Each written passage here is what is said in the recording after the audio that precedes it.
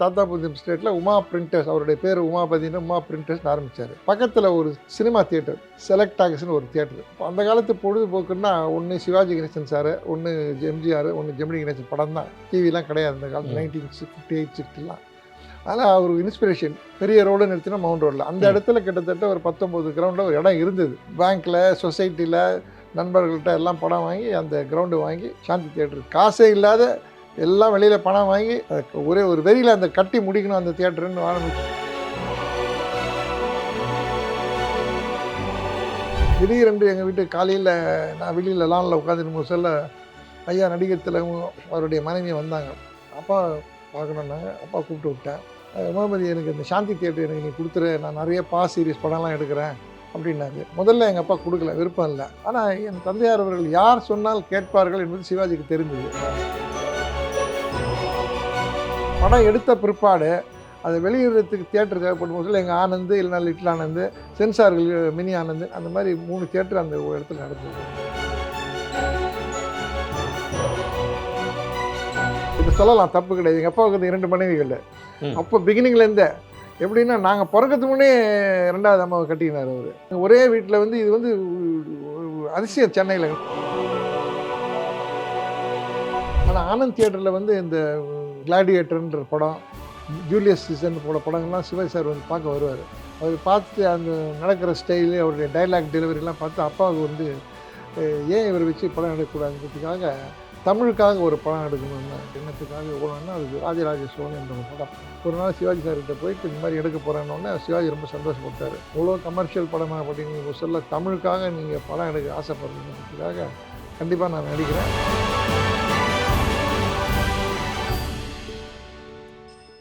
வணக்கம் வாவ் தமிழா நண்பர்களே. சென்னையின் மிகப்பெரிய அடையாளமாக திகழ்ந்த ஆனந்த் தியேட்டர்ஸ் மறக்க முடியுமா? எத்தனையோ வெற்றி படங்களை தந்துள்ளது. அந்த தியேட்டரின் உரிமையாளர் திரு உமாபதி அவர்களின் மகன் திரு கருணாகரன் அவர்களை இப்போது நாம் சந்திக்கிறோம். வணக்கம் சார். வணக்கம். நல்லா இருக்கீங்களா? ரொம்ப நல்லா இருக்கேங்க. ரஷ்யன் கல்ச்சர்லாம் அப்பப்போ பார்ப்பேன். அப்புறம் ரொம்ப நாளாச்சு உங்களை சந்திச்சு. ஆமாம், அது ரஷ்யன் கல்ச்சர் முன்ன நிறைய கொடுத்துருந்தாங்க. இப்போ இந்த பொலிட்டிக்கல் ரிலேஷன்ஸால கொஞ்சம் ஸ்ட்ரிக்ட் ஆகிட்டேன், கொடுக்குறது கிடையாது பப்ளிக்கில் போகிறதுக்காக.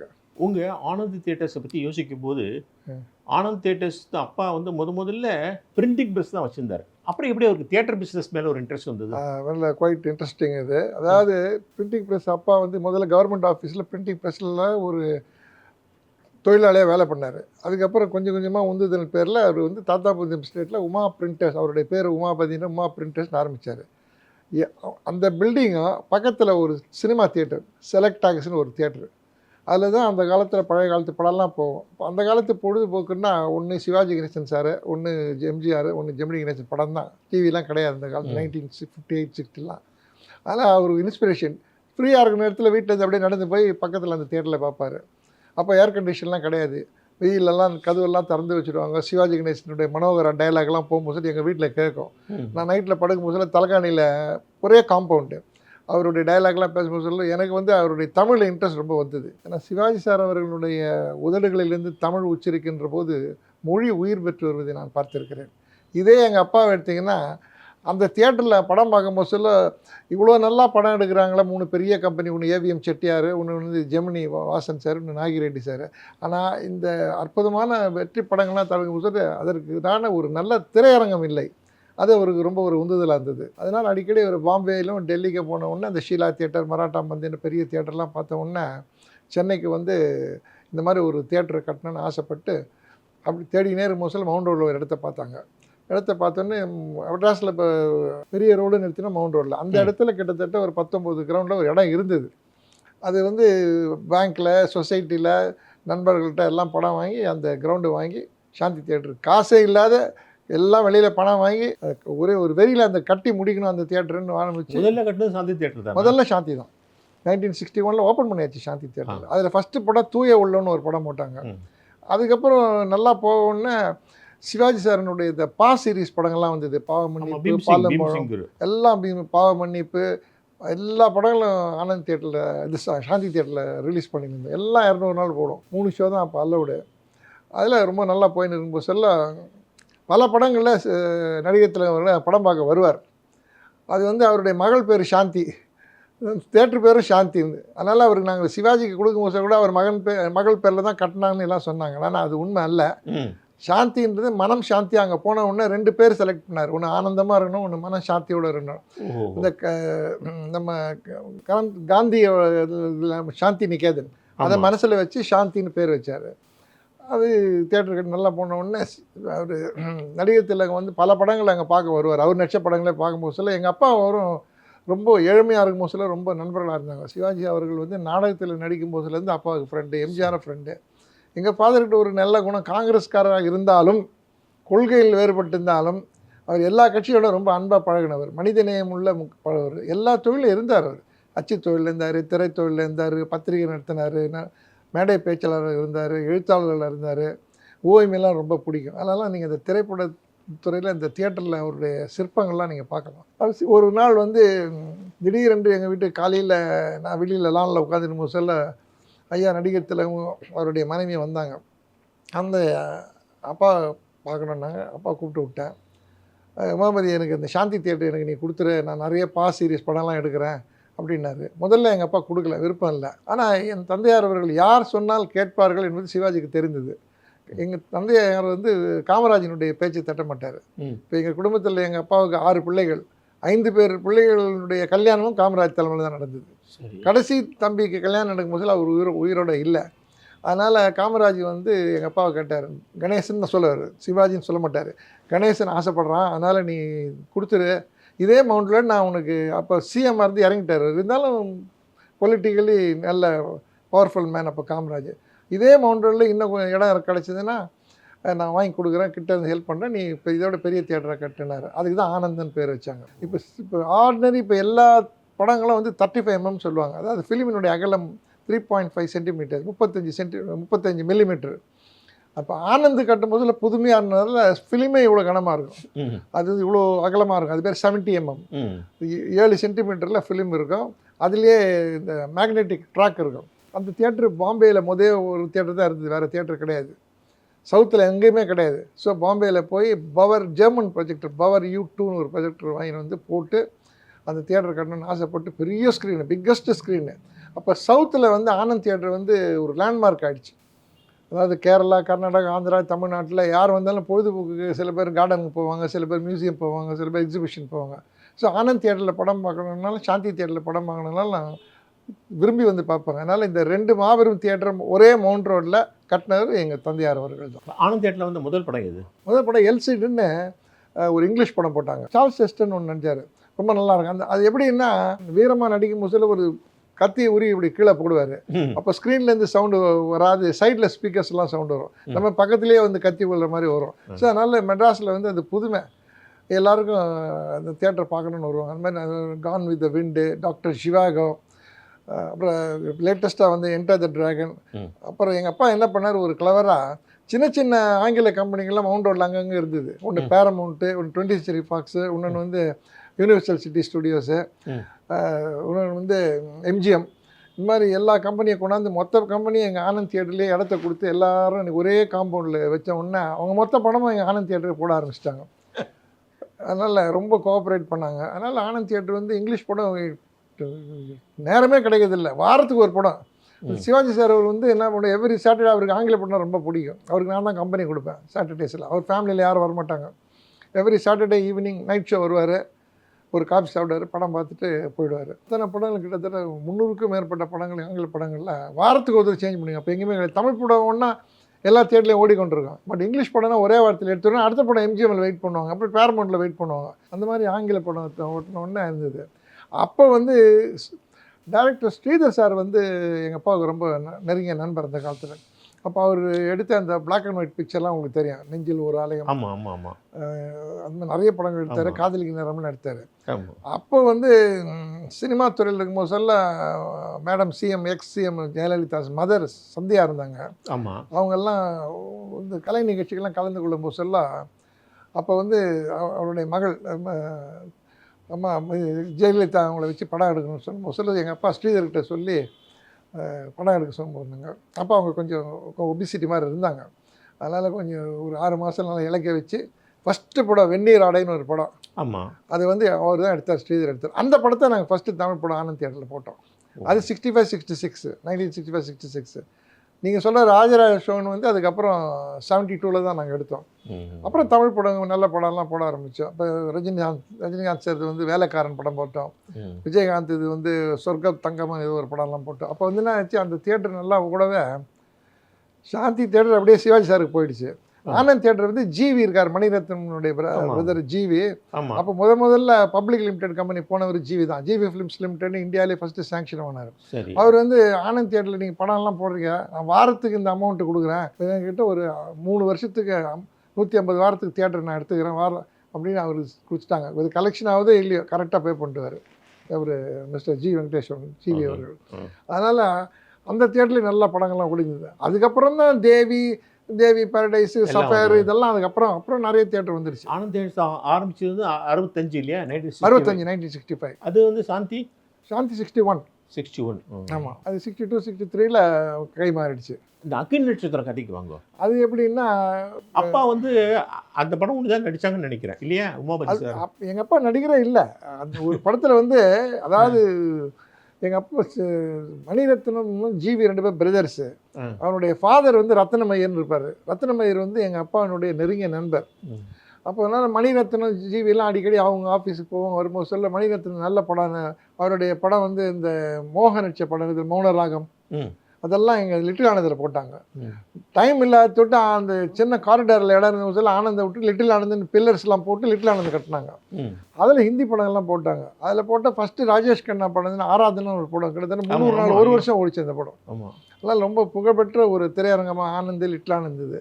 அப்புறம் இந்த சென்சாருக்கு போடுறதுக்கு கேட்டவுடனே ஒரு சின்ன இடம் இருந்தது, ஒரு 100 அடிக்கு 30 அடிக்கு. அதில் ஒரு சின்ன தியேட்டர் ஒன்று பண்ணி அது பப்ளிக் வர முடியாது, அது ஒன்லி சென்சாருக்காக அந்த தியேட்டர் ரெடி பண்ணாங்க. அதில் எல்லா படங்களும் சென்சார் பண்ணாங்க. இந்த மாதிரி அந்த சினிமா திரையுலகத்து படம் எடுத்த பிற்பாடு அதை வெளியிடுறதுக்கு தியேட்டர் தேவைப்படும் போது எங்கள் ஆனந்த் இல்லைனா லிட்டில் ஆனந்த், சென்சார்கள் மினி ஆனந்த், அந்த மாதிரி 3 தியேட்டர் அந்த இடத்துல நடந்தது. ஆனால் மினி ஆனந்த்ன்றது பப்ளிக்கு தெரியாது, பட் சென்சார் போர்டில் படம் எடுக்கிற ப்ரொடியூசர் டிஸ்ட்ரிபியூட்டர் எல்லாருக்கும் தெரியும். முதல்ல ஒத்துக்கலையா அப்பா வந்து இந்த இதுக்கு அக்னி நட்சத்திரம் படத்துக்கு? அக்னி நட்சத்திரத்தில் வந்து ஒரு நாள் கதை சொல்ல வந்தார் மணிரத்னம். இந்த மாதிரி ஒரு கதை இருக்குது, அதில் டைனமிக்காக ஒருத்தர் ஜிப்பா போட்டு வருவார்.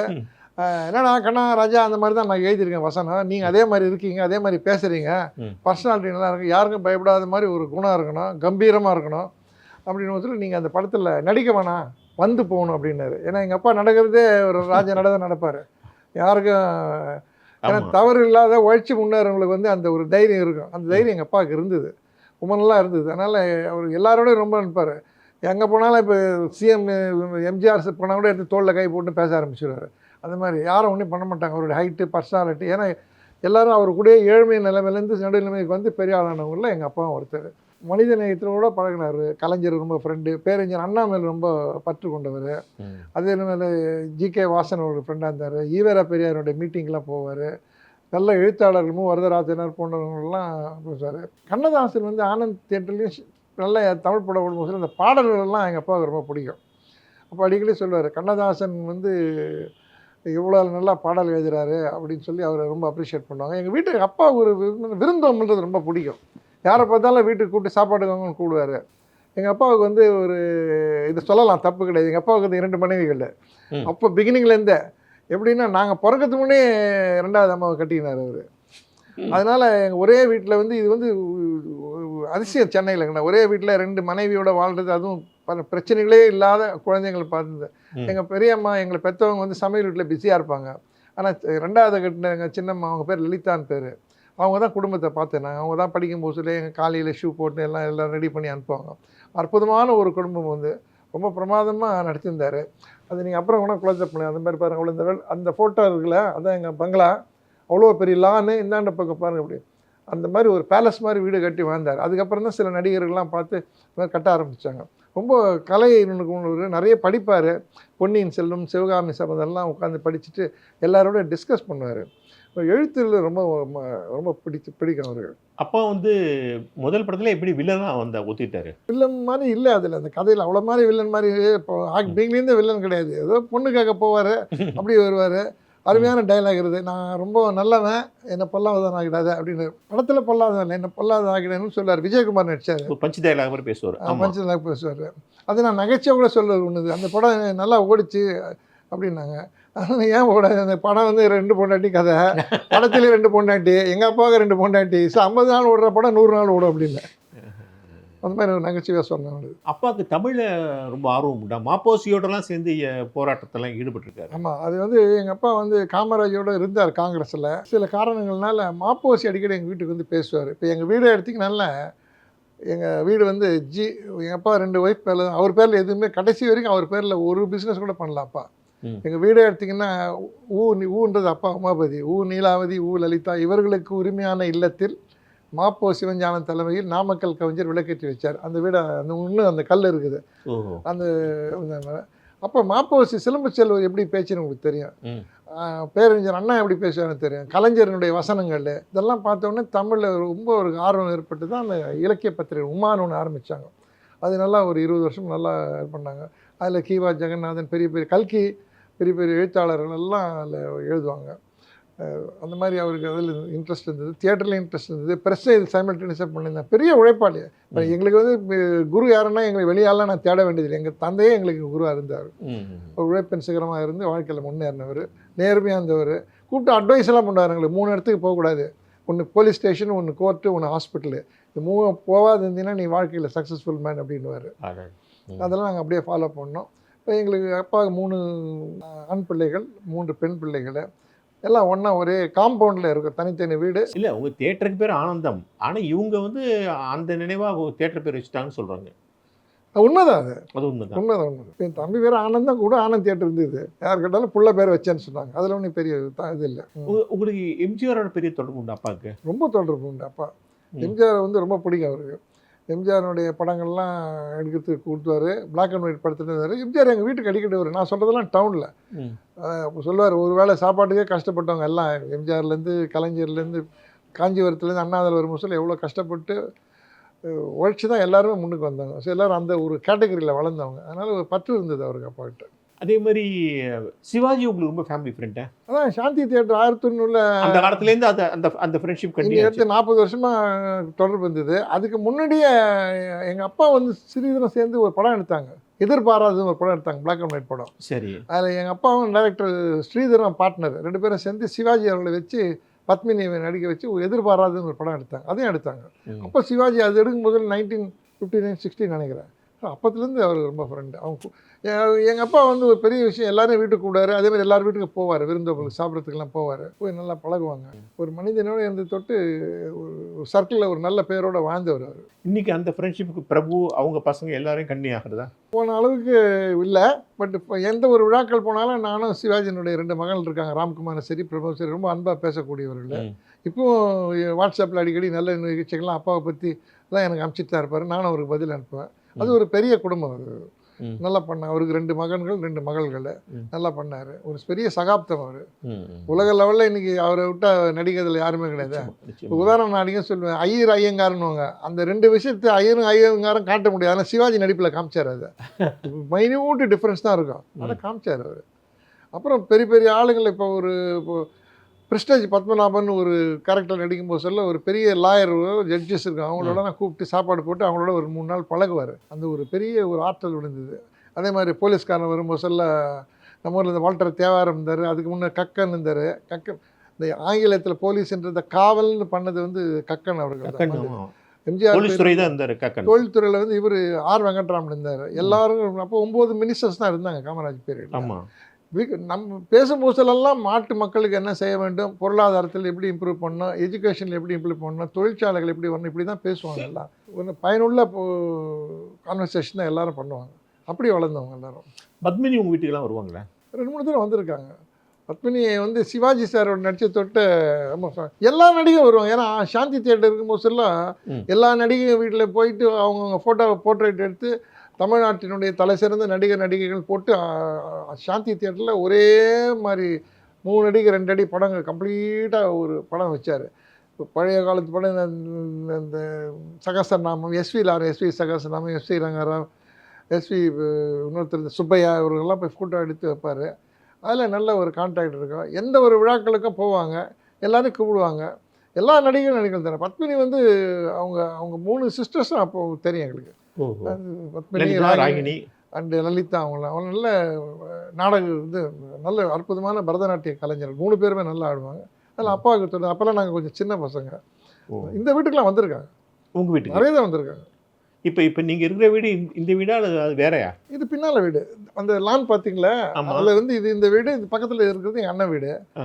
இப்போ போகும்போது உங்களுக்கு காட்டுறேன். அந்த வீடு பின்னால் இருக்கு. பின்னாடி இது இருக்கு. 11 கிரவுண்டு. அந்த காலத்தில் 11 ஸோ கிரவுண்ட்ஸ். இப்ப நீங்க ஆரம்பத்துல இந்த இடத்துல இருக்கீங்க. ஆமாம், இங்கே தான் இருக்கு. அங்கே இருந்தோம் டவுனில். அப்பா ப்ரெஸ் வச்சிருக்கும் போதில் அங்கே இருந்தோம். 1958 ஏப்ரல் இந்த வீடு ஓப்பன் பண்ணிட்டாச்சு. அப்போ இங்கே வந்துட்டோம். அதுலேருந்து இங்கே தான் இருக்கும். நடிகர் திலகம் சிவாஜி கணேசனை பற்றி பேசுகிற சொல்லலாம். அவர் நடித்த படங்களில் வந்து நிறைய படம் இருக்குது. ஆனால் ஆனந்த் தியேட்டரில் வந்து இந்த கிளாடியேட்டர்ன்ற படம், ஜூலியஸ் சீசன் போட படங்கள்லாம் சிவாஜி சார் வந்து பார்க்க வருவார். அவர் பார்த்துட்டு அந்த நடக்கிற ஸ்டைலு, அவருடைய டைலாக் டெலிவரிலாம் பார்த்து அப்பாவுக்கு வந்து ஏன் இவரை வச்சு படம் எடுக்கக்கூடாதுன்றதுக்காக தமிழுக்காக ஒரு படம் எடுக்கணும்னு, லாப கண்ணோடு இல்லாத படம் பொழுதுபோக்கு இருக்கணும், அதே டயத்தில் மக்களுக்கு வந்து இலக்கியமும் கலை கலாச்சாரம் பண்பாடு பழமை பெருமை பாரம்பரியம் இதெல்லாம் தெரிகின்ற எண்ணத்துக்காக ஓடணும்னா அதுக்கு ராஜராஜ சோழன் என்ற ஒரு படம். கங்கை கொண்ட சோழவரும் கேள்விப்பட்டிருக்கார். ராஜராஜ சோழன் என்ற ஒருவர் இல்லை என்றால் தமிழ்நாட்டிற்கு சங்க இலக்கியங்கள் கிடைத்திருக்காது. அதை மனசில் வச்சு ஒரு நாள் சிவாஜி சார்கிட்ட போயிட்டு இந்த மாதிரி எடுக்க போகிறேன்னொன்னே சிவாஜி ரொம்ப சந்தோஷப்பட்டார். எவ்வளோ கமர்ஷியல் படமாக அப்படிங்கிற சொல்ல தமிழுக்காக நீங்கள் படம் எடுக்க ஆசைப்படுறீங்கிறதுக்காக கண்டிப்பாக நான் நடிக்கிறேன், ராஜராஜ சோழன் நடிக்கிறேன்னு சொல்லி கொடுத்தாரு. அவருடைய ராஜேந்திர சோழன் சிவகுமார் ஆக்டர் சிவகுமார் நடித்தார். எதிர்த்த கண்ட்ரியினுடைய தலைவராக இருக்கும் சொல்ல அவர் விமலாதித்தனை வந்து முத்துராமன் நடித்தார். எல்லாம் சினிமாஸ்கோப் போட்டது அகண்டத்தில். அது முதல்ல ஷூட்டிங் எடுக்கும்போது சொல்ல செட்டு போட்டோம், பிரம்மாண்டமான செட்டு போட்டோம், அந்த கோயில் செட்டு. அந்த ஸ்டூடியோவில் பெரிய அது மழையில் 2 தடவை விழுந்து எல்லாம் இருந்தது. அது கொஞ்சம் நஷ்டமாச்சு. இருந்தாலும் அதை முடிக்கணும்னு காலத்துக்காக போட்டாங்க. அப்போ ஃபஸ்ட்டு சீன்ஸ் எல்லாம் நான் போயிருப்பேன். ஏபி நாகராஜன் அந்த படத்தினோட டேரக்டர். அந்த ஸ்கிரிப்டெல்லாம் நான் படிக்கும்போது சொல்ல ரொம்ப பிடிச்சது எனக்கு. நான் அப்படியே படிச்சுட்டு சிலதெல்லாம் அப்படியே மனப்பாடம் பண்ணிட்டேன். அவர் ஷூட்டிங் நேரத்தில் அங்கே போனோன்னே என்னடா எப்படி டைலாக் அப்படின்னாரு. அப்போ நான் அவருடைய அருகில் இருந்து நான் படிப்பேன். சரி எல்லா சீன்ஸும் படிக்க மாட்டேன், முக்கியமாக சொல்லுவாங்க ப்ராம்ப்டிங் அது பண்ணுவேன். அதில் நல்ல சீனெல்லாம் வரும். இப்போது உதாரணத்துக்கு வந்து இப்போ அந்த கோயிலுக்கு முன்னே ஒரு பெரிய நந்தி இருக்கும். அந்த நந்தியை வந்து ஒரு சிற்பி செதுக்கி கொண்டிருப்பார்.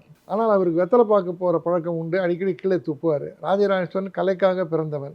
ஸோ அந்த எச்சில் படியில் கீழே விழும்போது சொல்ல அந்த வெத்தலை பாக்கு இதெல்லாம் தரையை வந்து விழும்போது சொல்ல அதுக்காக ஒரு சின்ன பையனை உட்கார வச்சு அவங்ககிட்ட ஒரு கமண்டலம்னுவாங்க அது கொடுத்து விட்டாங்க. இவர் அந்த கேடிசன் தான் நினச்சார். அதில் சிலையை வதித்தோடனே அந்த சிற்பி அந்த பையன்கிட்ட சொல்லுவார், ராஜராஜன் இவ்வளோ பெரியவர் தான் இருந்தாலும் எளிமையாக இருந்தவர், கலைக்கு முக்கியத்துவம், எனக்கு இந்த வெத்தலை பார்க்க போகிற பழக்கம் இருக்குது தொட்டு எனக்கு கூட இதெல்லாம் பண்ணுறதுக்கு ஒன்று அமைச்சிருக்காரு அப்படின்னு பேசினே இருக்கும்போது அவன் என்ன பண்ணுவான், வெளியில் தெருவில் வந்து ராஜராஜ சோழன் வாழ்க கங்கை கொண்ட சோழன் வாழ்க என்ற ஒரு சப்தம் மாதிரி வரும். அந்த காலத்தில் அவன் என்ன பண்ணான், சின்ன பையன் தான் அந்த கமலத்தை வச்சுட்டு தெருவுக்கு ஓடிடுவான்.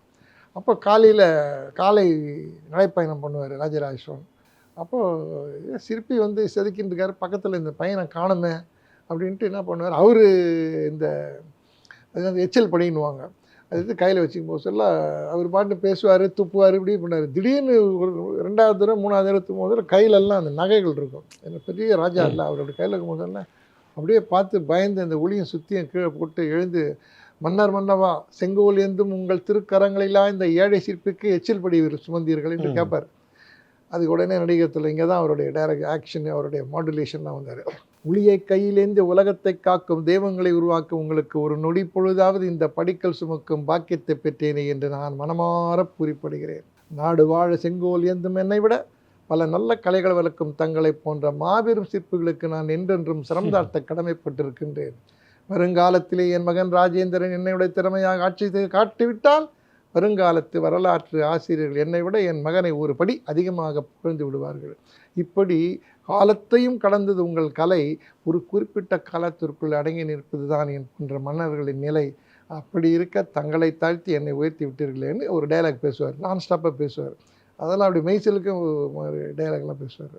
எல்லாம் அப்படியே ஞாபகமாக சொல்கிறீங்களே. சிவாஜியை தவிர உங்கள் வீட்டில் வேறு யார் பெரிய ஆக்டர்ஸ் வருவாங்க அதிகமாக?